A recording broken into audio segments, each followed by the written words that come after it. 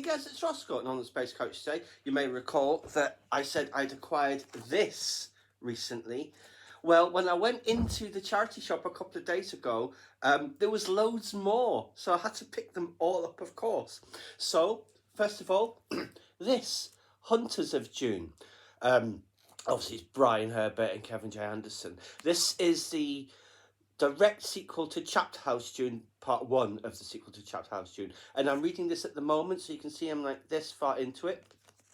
And despite what I said about the House Atreides one, that yes, I know that everyone says the sequels and prequels are rubbish, I'm actually really enjoying this. I don't have any issues with the writing and stuff. Very, very good. So, fleeing from the monstrous honoured matres, dark counterparts of the, excuse me, of the Bene Gesserit sisterhood, Duncan, Idaho, a woman named Shiana who can talk to sandworms, the military genius Bashar Miles Tegg, and a group of desperate refugees explore the boundaries of the universe. Aboard their sophisticated no-ship, they have, excuse me, used can't read this very well. They have used long-stored cells to resurrect heroes and villains from the past, including Paul Muad'Dib and his lover Chani, Lady Jessica, Thufir Hawat, even the traitor Dr. Yui, all in preparation for a final confrontation with the mysterious outside enemy, so great it can destroy even the terrible honoured matres. And deep in the hold of their giant ship, the refugees carry the last surviving sandworms from the devastated Arrakis as they search the universe for a new home. So yes, Hunters of Dune. Thoroughly enjoying this, actually. Yeah, it's really, really good. I've also got the follow-on to that. So this is part 2 of the sequel to Chapter House Dune, which is Sandworms of Dune. Let's see if I can read this. It's red on black, so it's a little difficult. The foe that... do I want to read this though? Because it might give spoilers because I haven't finished the first part. The foe that humanity believed to be long defeated has reappeared from the edge of the universe, and mankind's last defenders fear that nothing can stop it now. Slaughtering whole planets with biological plagues, the terrible enemy, and enemy has a capital E, accidentally reawakened the honours... accidentally reawakened by the honoured matres, approaches ever closer to Chapter House, where Mother Commander Murbella and her combined force of Bene Gesserit and honoured matres desperately gather their every defence to stop its advance. Meanwhile, Shiana's no-ship flees from both Murbella and the enemy, carrying the last surviving sandworms from Arrakis and the reborn heroes of past ages, including Paul Atreides himself. One of them is the ultimate Kwisatz Haderach, the Messiah who will change the world in ways that no one can predict. But far away on a horribly altered Caladan, the enemy seeks to create a Kwisatz Haderach of its own. Yes. So that's that one. Next is this, Paul of Dune. Between the end of Frank Herbert's Dune and his next novel, Dune Messiah, lies a mystery: how a hero adored by a planet became a tyrant hated by a universe. Now, this is printed orange on a slightly different shade of orange, so it's a little difficult for me to read. Let's see. Paul of Dune begins the story of those 12 fateful years and the wars of the jihad of Paul Muad'Dib.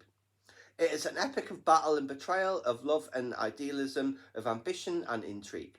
Above all, it is the story of how Paul Atreides, who achieved absolute power when scarcely more than a boy, changed from an idealist into a dictator who is the prisoner of the bureaucrats and fanatics who surround him.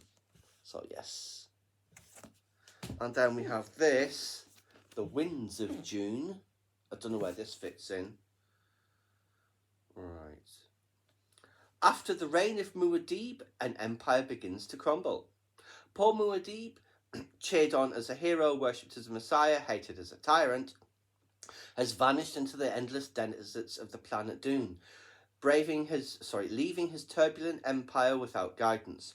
Now it's up to his young sister Alia and his formidable mother, the Lady Jessica, aided by the faithful Gurney Halleck, the Fremen leader Stilgar, and the resurrected Duncan Idaho, to keep the human race from tearing itself apart. fueling the flames of dissent as the outspoken rebel Bronson of Ix, doing everything he can to destroy the myth of Paul Muad'Dib, the man responsible for more deaths than any other in history. Working with Princess Irulan, Jessica tries to uncover the truth about her son.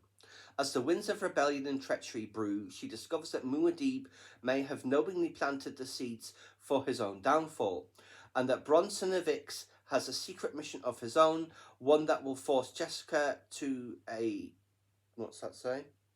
to choose between the memory of her son and the future of the human race. So there you go. And then finally, I have this. The Battle of Corran. This is Legends of Dune 3. So this comes after the Butlerian Jihad. And what's the other one? The Machine Crusade. So yeah, part 3. So I might have to get the others before I can read this. So, the universal computer mind Omnius has retreated, has retreated to its last stronghold, where it plots a devastating new strategy that could undo the victories of the Butlerian Jihad. The surviving Titans are creating new lieutenants to do their will when at last they return to attack the human beings they once ruled. In the years of peace, too many of mankind have forgotten that their machine enemies never sleep. But some have forgotten nothing and learned from their triumphs.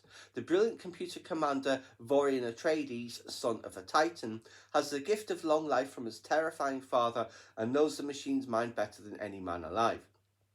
Norma Senva, the genius inventor of humanity's best defences, dreams of new discoveries that will make man invincible.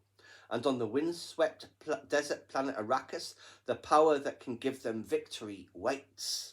So yes. So yeah, that is 5 in this batch, and obviously 1 from before. Got 6 of the Dune prequel sequels. So I will be plowing through those over the next little while.